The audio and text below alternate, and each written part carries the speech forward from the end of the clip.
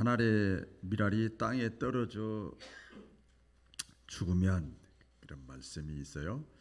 이 자연의 법칙을 가지고 한 알의 밀이 땅에 떨어져 죽으면 자연의 법칙을 가지고 하나님의 법칙을 우리에게 가르쳐 주는 말씀이에요.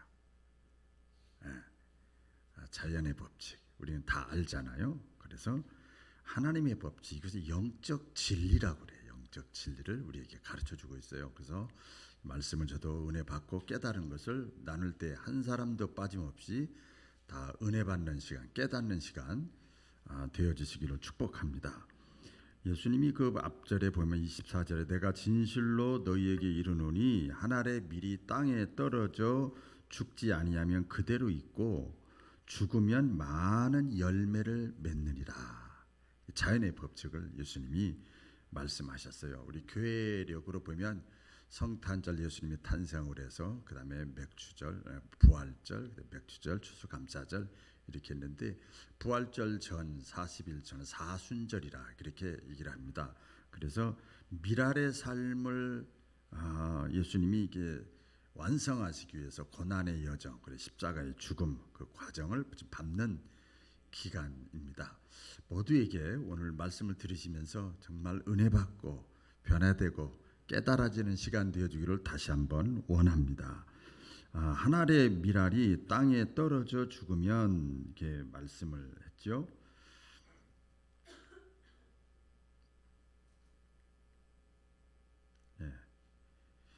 한 알의 밀알이 땅에 떨어져 죽으면, 이 말씀은 십자가 복음의 진리를 가르쳐 주는 거예요. 같이 해볼까요? 십자가 복음의 진리, 십자가의 진리라고 이렇게 말할 수 있고요. 십자가가 수치스러운 거, 괴로운 거고 실패한 거하고 망한 거 같은데 그게 복음이라는 거예요. 그 십자가 복음의 진리, 십자가 진리예요. 진리.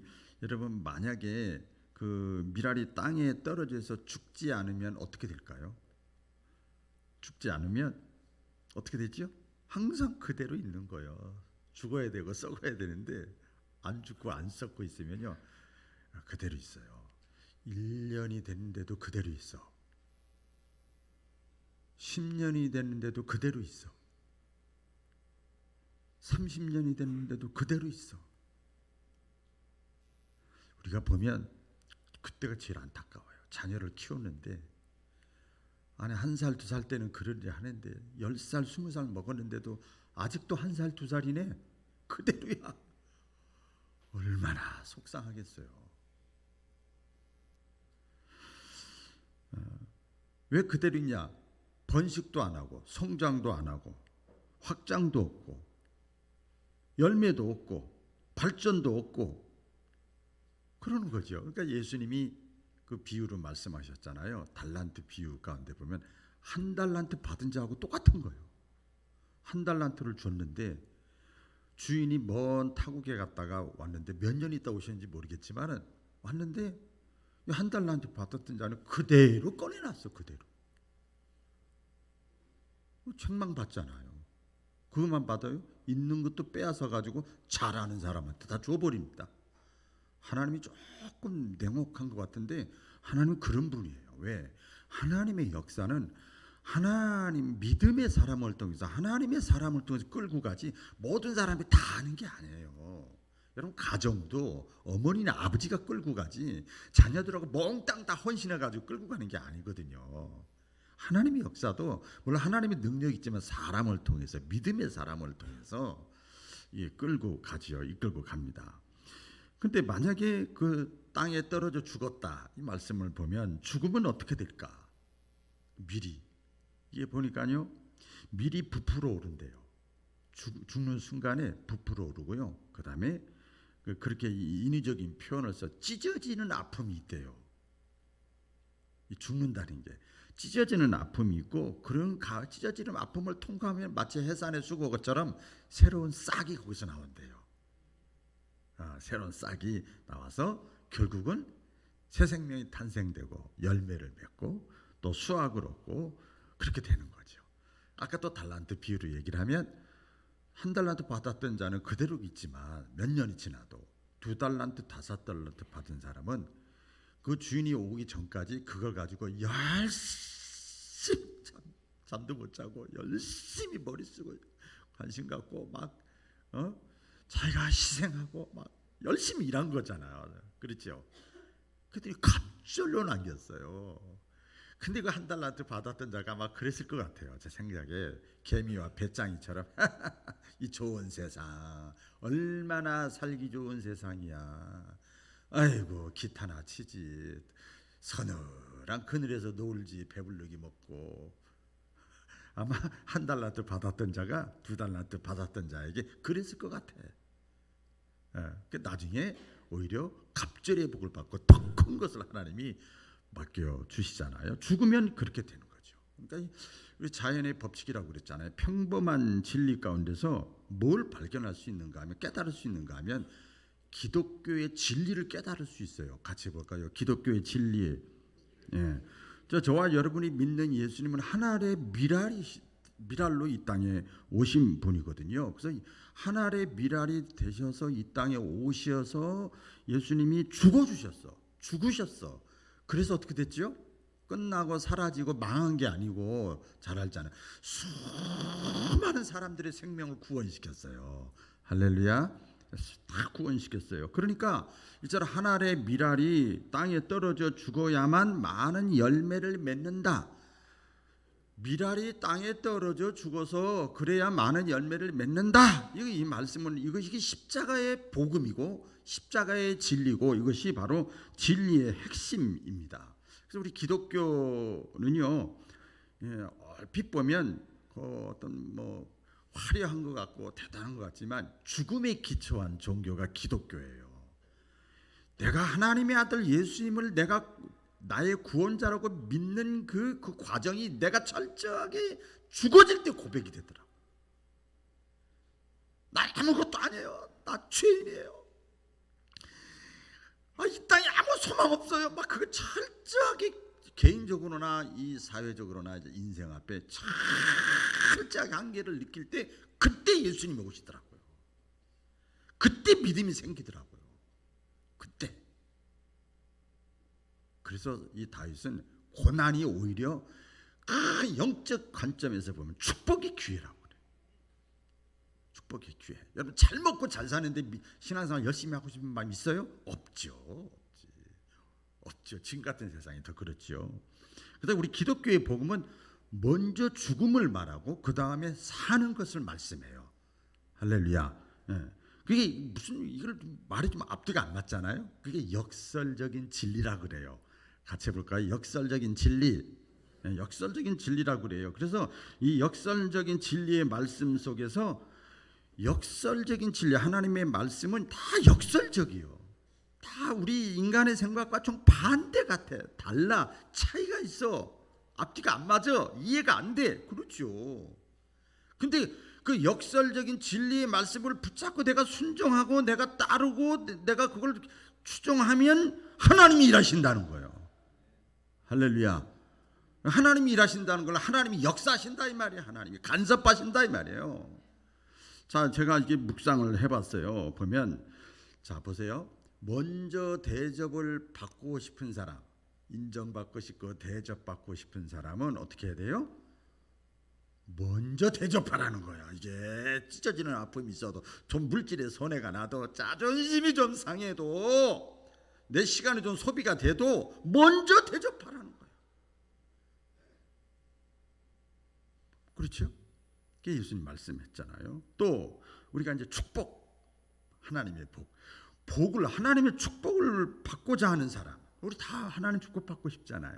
그러면 먼저 하나님의 말씀에 순종하라는 거예요. 신명기 28장 하나님의 말씀을 청종하고 귀담아 듣고 지켜 행하는 자에게 들어가도 나가도 떡반주 그릇에도 복을 주신다. 네 가축에게도 네 후손에게도 다 복을 준다. 그러니까 내가 하나님의 축복을 받기를 원하면 먼저 순종해야 돼. 다른 사람 순종하나 안 하나, 저 사람은 순종하나 안 하나 하고 순종하면 아유 나도 해야지. 이건 순종이 아니야. 이거 순종이 아니야. 또 성경 그대로 인용하는 겁니다. 범사가 잘되고 형통하기를 원하는 자는 범사가 잘되고 형통하기를 원하는 자 어떻게 해야 돼요? 먼저 내 영혼이 잘 돼야 돼. 할렐루야.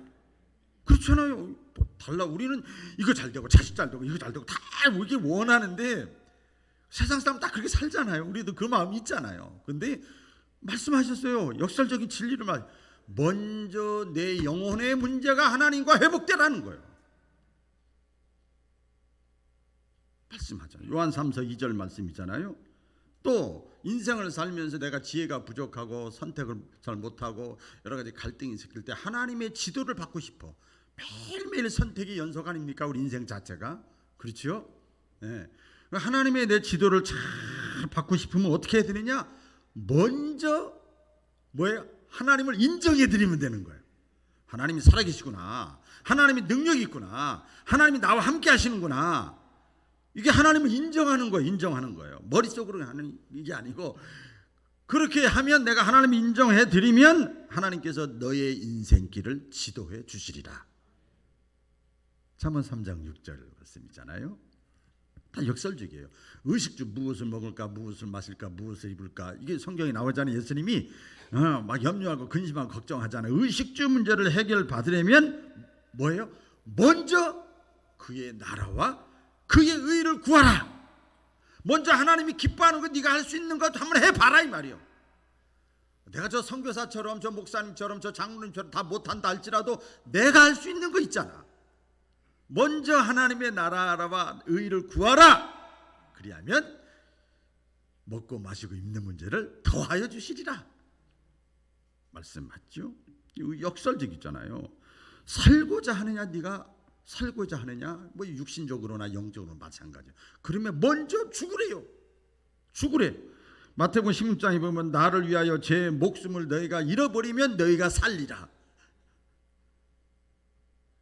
여기 목이 빳빳하고 어깨 딱 쥐고 눈동자가 돌아가고 자존심이 아이덴티티가 강한 사람은요 잘 죽더라고요. 잘 시험 들고. 그런데 죽은 사람은 시험 드는 게 하나도 없어. 씩 밟아도 있어요. 이렇게 있어. 근데 그게 사는 거야.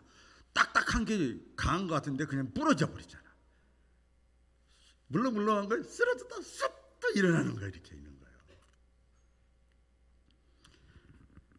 마음의 소원이 이루어지기 원하는 자 다 있죠. 마음의 소원. 그러면 먼저 하나님을 기쁘시게 해드려라. 시편 37편 4절이에요. 너무나 쉽죠. 마음의 소원이 다 있잖아요. 이루어지기를 원하면 먼저 다른 사람이 하기 전에 내가 먼저 하나님을 기쁘시게 해드리는 거야. 설교가 필요합니까? 이거 그냥 성경이 그냥 읽어주는 거예요. 제가 역설적인 진리의 말씀이에요. 깨닫기를 축원합니다. 가족이 구원받기를 원하느냐? 성경을 묵상하면서 깨달은 거야. 가족이 다 구원받기를 원하느냐? 인간기도 신앙생활 잘하기를 원하느냐? 그럼 뭐예요? 먼저 너 자신이 예수를 잘 믿어라. 주 예수를 믿으라. 그리하면 너와 내 집이 구원을 얻으리라. 이게 그 말씀이잖아요.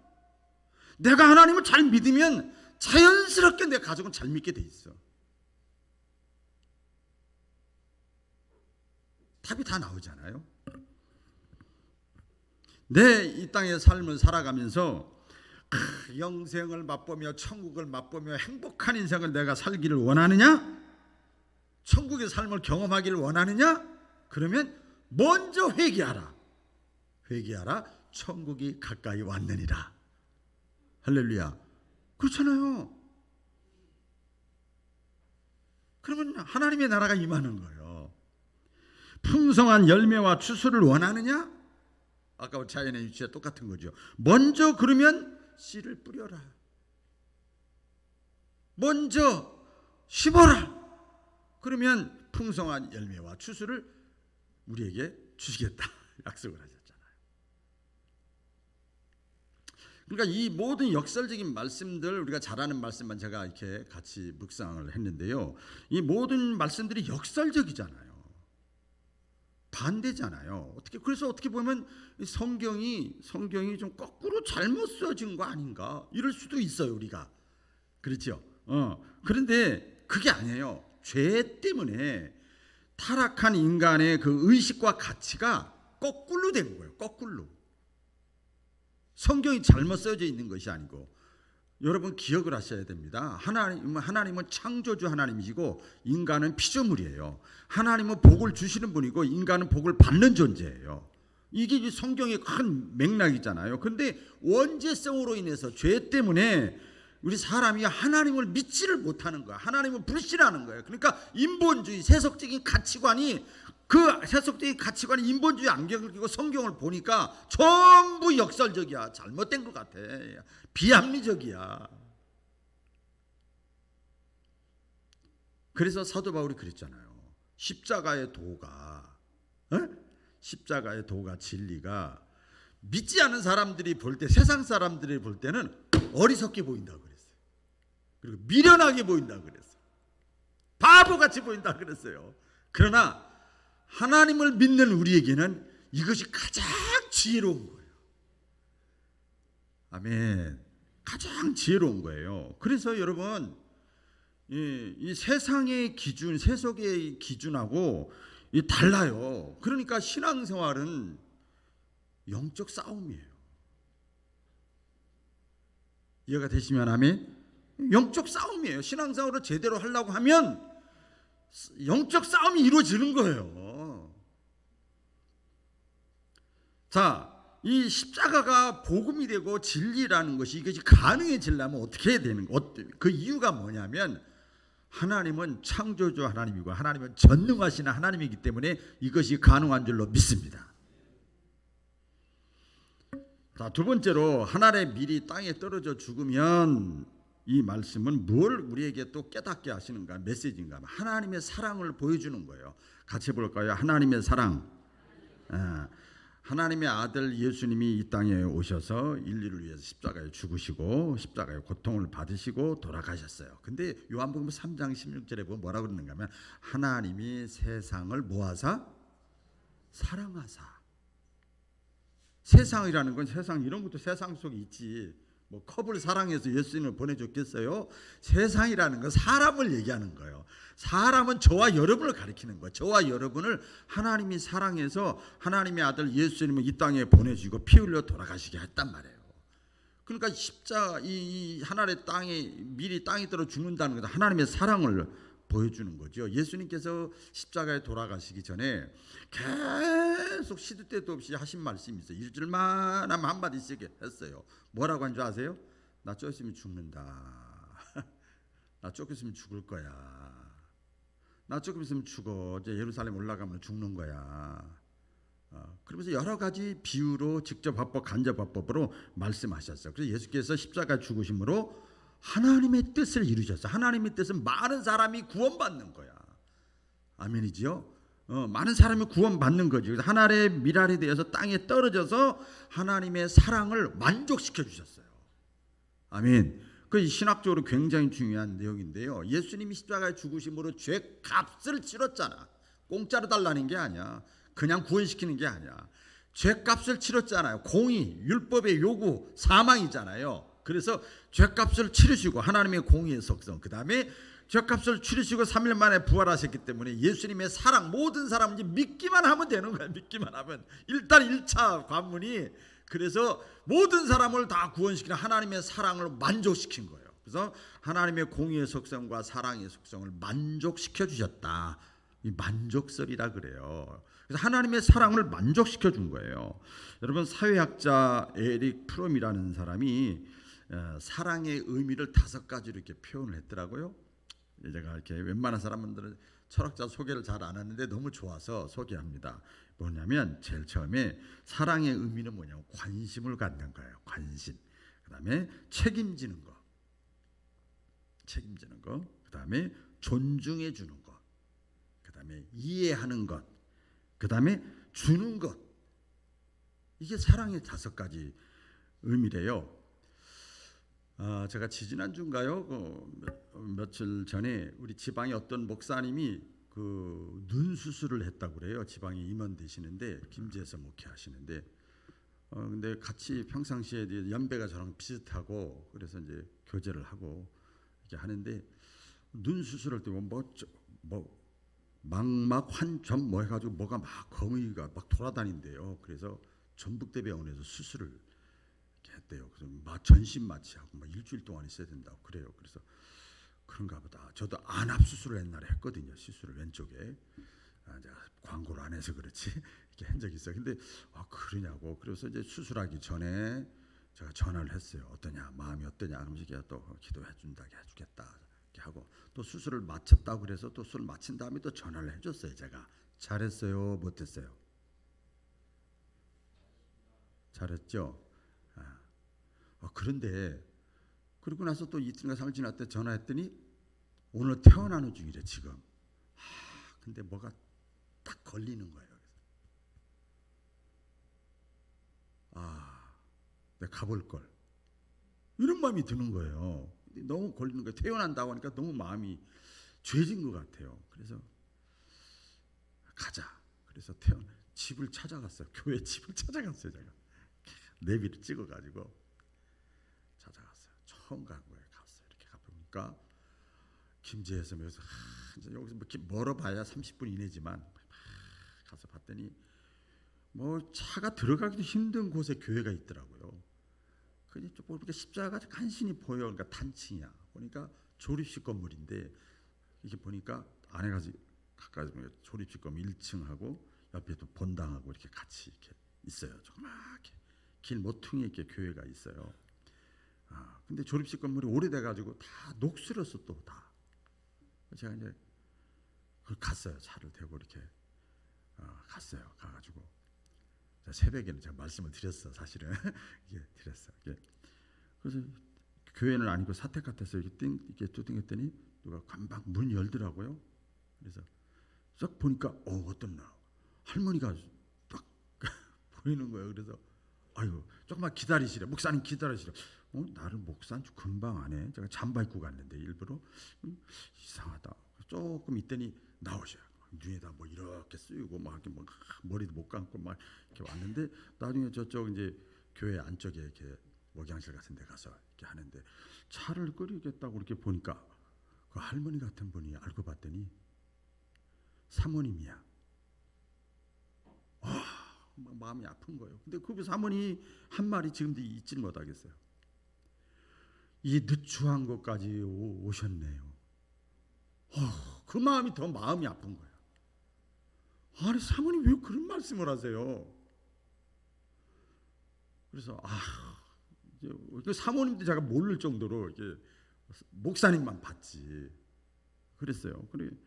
그렇게 이제 차를 이제 갖다 드리겠다. 그래서 아이고 제가 좀 전화만 해서 미안해서 이렇게 왔다고 했더니 그 목사님이 뭐라 그러냐면 여보 그 전화 여러 번 전화한 사람 중에 한 분인데 지금 오신 거야. 그 얘기는 머리 염두에 두고 있다는 거예요. 전화 여러 번 한 사람도 고마워. 근데 직접 갔으니 막 그래가지고 이제 거기서 대화 나누고 또 격려금도 전달하고 또 식사도 하고 이렇게 대화 나눴어요. 그러니까 얼마나 마음이 후련한지. 근데 중요한 것은 그분이 너무너무 좋아하는 거예요.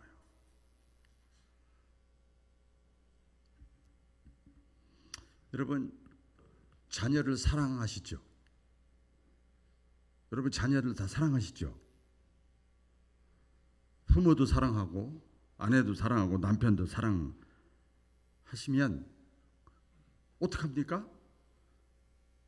말로 안 합니다. 사랑의 수고가 따라가는 거예요. 그렇죠? 그게 진짜 사랑이죠. 사랑이죠. 그 대상을 위해서 관심을 갖고 아까 에릭 프롬이 얘기한 것처럼 관심을 갖고 희생하고 그렇게 하는 거잖아요. 야고보서가 행함장인데 야고보서 그런 말씀이 있어요. 너희 중에 형제 중에 헐벗고 굶주린 자가 있는데 그에게 가서 야 라면 끓여 먹어라, 부대찌개 끓여 먹어라, 떡볶이 끓여 먹어라, 번데기 해 먹어라. 제가 그렇게 말로는 그렇게 하고 쓸 것을 주지 않으면 그 사람에게 무슨 유익이 있으리요? 이건 위선이라고 그랬어요. 위선.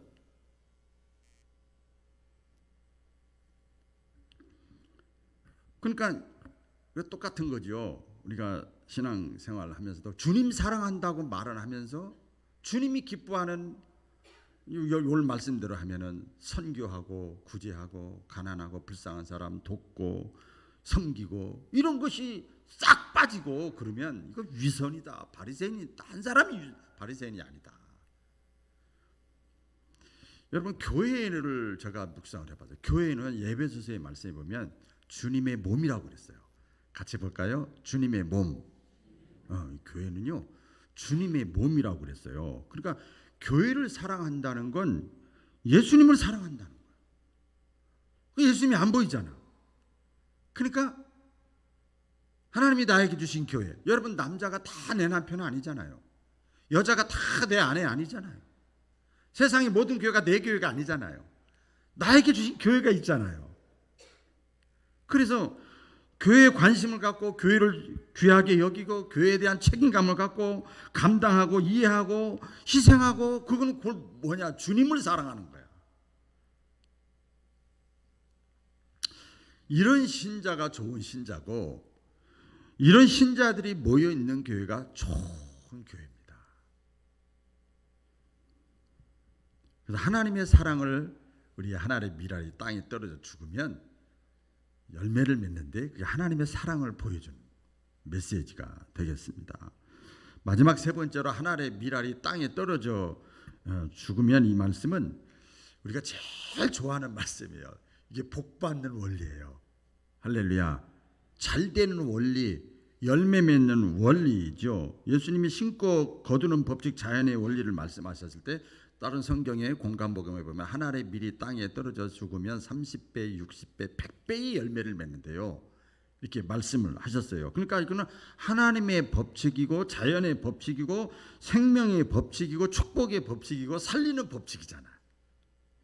그렇죠? 그렇게 말씀을 했어요. 그런데 이게 또 하나가 있어요. 또 잘 듣고 깨닫기를 바라는데요. 이게 내가 이제 심었어요. 미랄이 돼서 내가 이제 녹아졌어요. 그쪽으로 갔어. 내가 맡았어. 뭐를 이렇게 예를 들어서 그런 거지요. 근데 이 축복의 열매가요. 추수의 열매가요. 금방 맺히는 게 아니야. 금방 맺히는 게 아니에요. 이게 자연적으로 보면 어떤 거는 최소 6개월 기다려야 돼. 그렇죠? 어떤 거는 1년도 기다려. 어떤 거는요. 꽃 피는 거 보니까 3년을 기다려야 꽃 피더라고요. 네, 기다려야 돼. 이게 성경의 원리예요. 우리 세계에서 가장 교육률이 강한 나라가 우리 대한민국이라는데 자식하면 그냥 목숨 내놓잖아요. 다. 저 서구 사람들이 보면 이해를 못 한답니다. 제 둘째 아들이 미국에 있다가 이렇게 왔는데 이 얘기를 들어보니까 고등학교 졸업하면 굿바입니다. 그냥 굿바예요. 뭐 신경 안 씁니다. 아예. 우리나라는 뭐 결혼해가지고도 그까지 신경 쓰잖아. 근데 자녀를 교육시키잖아요. 우리가 보통 요새 유치원 어린이 교실도 있고 뭐 그러잖아요. 어린이집도 있잖아요. 어린이집, 초등학교 6학년, 중학교 3학년, 고등학교 3학년, 대학교 4학년, 또 요새는 뭐 기본적으로 대학원 나오잖아요. 그럼 거의 20년이 넘어요. 근데 초등학교, 중학교 때, 야, 내가 너를 위해서 얼마만큼 학자금 떼고 이렇게 했는데 아직도 돈 안 벌어갖고 그냥 이런 부모 하나도 없어요. 기다리는 거예요. 20년, 30년 넘게 기다리는 거죠. 열매를 기다리는 거죠. 언젠가 한번 제가 말씀드렸는데 제가 인천에서 어린 시절 보낼 때 그 교회가 다 쓰러져 가고 있는 거예요. 그래서 앙카로 박았어요. 교회 벽을. 교회가 마룻바닥인데 펑펑 울리면 진동이 나는데 막 진동 체크해갖고 뭐 건축업자들이 와서 하더라고요. 앙카를 여기저기다가 다 박혀다가 쇠로다 이렇게 가지고 이렇게 막 박았어요. 근데 이제 그 목사님이 막 건축 광고를 하는데 누구 하나 안 내는 거예요. 교회는 오는데 위험하다고 계속 이렇게 오는데도 안 내요. 그런가 보다. 저 어린 시절의 기억이 어렴풋이 나요. 근데 어느 날 부흥회를 교회를 했는데 저희 어머니가 그러는 거예요. 부흥회 중간에 낮에 야, 나하고 목사님한테 가자. 잠깐 바르다 달라. 그래서 그래요? 그래서 제가 이제 어머니 이렇게 모시고 담임 목사님 찾아갔어요. 그때 강사님이 담임 목사님 그 집에서 이렇게 숙박을 할 때예요. 부흥회인데. 근데 그 목양실로 갔는데 뭐 가방 하나 있는데 그거 꺼내는데 보니까 빈 봉투를 하나 딱 꺼내는 거예요. 어머니가. 그랬더니 건축원금이요. 8년 동안 모은 10만 원이야. 옛날에 10만 원 컸죠. 8년 동안 모은 거야. 그래가지고 담임 목사님하고 부흥강사님한테 우리 아들 기도한다고. 제가 막 눈이 획 돌아갔어 그때. 세상에 예? 기도받는다고 뭐가 돼? 어린 시절에. 그래가지고 근데 기도 받으니까 할 수 없습니다. 기도 받았어요. 나중에 막 어머니를 핍박을 하는 거야. 제가 막 아버지한테 잃는다고 막. 아버지 똑같은 권사님인데 신앙 수준이 완전히 틀려. 잃는다고 막 그래. 어머니는 그냥 편하게 있는 거예요. 그러니까 그게 뭐예요? 저를 위해서 심은 거예요. 우리 교회도 차량금 할 때 보니까 우리 교회 건축할 때 들은 거 자녀 이름으로 많이 하더라고요. 자녀 이름으로 건축할 때도 그렇고 비품할 때도 그렇고 뭐 이렇게 보면 자녀 이름. 이게 뭐예요? 심는 거죠. 자기 본 이름으로 해야 되는데 자녀 이름으로 하는 거예요. 기도도 마찬가지 심는 거죠. 뿌리는 거잖아요. 중보기도 끊임없이 기도. 새벽에 우리 기도하는 분들 많이 계시는데 어떤 권사님은 이렇게 보면 벌써 새벽기도 전에 뭐 15분 20분 전에 제가 가보면 이미 벌써 딱 알고 있겠어. 여기 다 해당되는 분들이 있었겠지만 그 구역에 또 본인이 전도한 사람의 가족, 애, 교회도 안 나와. 그러니까 교회도 안 나와. 그 손주, 애들까지 직장까지 병 질병 전부 하나님 앞에 신더라고. 그 사람 바볼까요? 전혀 안 그래요. 여러분 당장 눈에 보이지 않는다고 그래서 내가 희생하고 심고 뿌리고 하는 것을 중단하면요 어떻게 돼요? 1년이 돼도 그 타령, 2년이 돼도 그 타령, 10년이 돼도 그 타령, 자식이 나이가 몇 살 오래 많이 먹어도 그 타령, 맨날 그 자리라. 그렇게 되는 거지. 열매를 거둘 수가 없지요. 여러분 오늘 말씀의 제목처럼 하늘의 밀이 땅에 떨어져 죽으면 많은 열매를 맺는다. 이것이 기독교의 진리예요. 기독교의 진리예요. 죽음을 통해서 하나님이 생명을 얻게 하는 거예요.